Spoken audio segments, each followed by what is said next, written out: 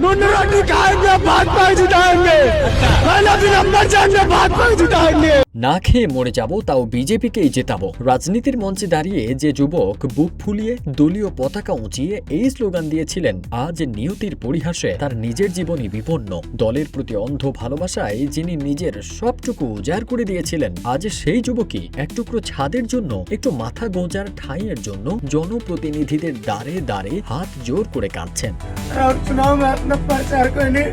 ভারতের উত্তরপ্রদেশের কুশীনগরের এই হত দরিদ্র যুবকের একটি আবেগঘন ভিডিও সম্প্রতি সামাজিক যোগাযোগ মাধ্যমে তোলপাড় সৃষ্টি করেছে। ভিডিওর প্রথমাংশে দেখা যায় কুশীনগরের এক রাজনৈতিক সমাবেশে ওই যুবক তীব্র আবেগ নিয়ে দলের হয়ে গলা ফাটাচ্ছেন। কিন্তু নির্বাচনের পর এই যুবকের বাড়িতে গিয়ে দেখা গেল এক ভিন্ন চিত্র। ভাঙা মাটির দেয়াল, খড়ের চাল, সামান্য বৃষ্টি হলেই যে ঘরে পানি ঢুকে জলমগ্ন হয়ে পড়ে। জীবন অবাক না করলে কে করবে? 28% মিল্ক ফ্যাটের অবাক করার সাথে ফ্রেশ মিল্ক পাউডার। জীবন অবাক করুক প্রতিদিন।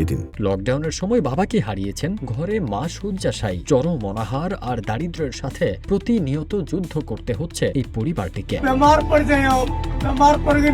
আজ সেই অন্ধ ভক্তই কুশীনগরের সাংসদ ও স্থানীয় বিধায়কের কাছে হাত জোর করে কাঁদছেন আর বলছেন, দলের জন্য তো জান লড়িয়ে দিলাম, এবার আমাদের দিকে একটু তাকান, একটা থাকার ঘরের ব্যবস্থা করে দিন। এই করুণ আকুতি ভারতের রাজনৈতিক ব্যবস্থার ভেতরে এক বড় প্রশ্নচিহ্ন দাঁড় করিয়ে দিয়েছে।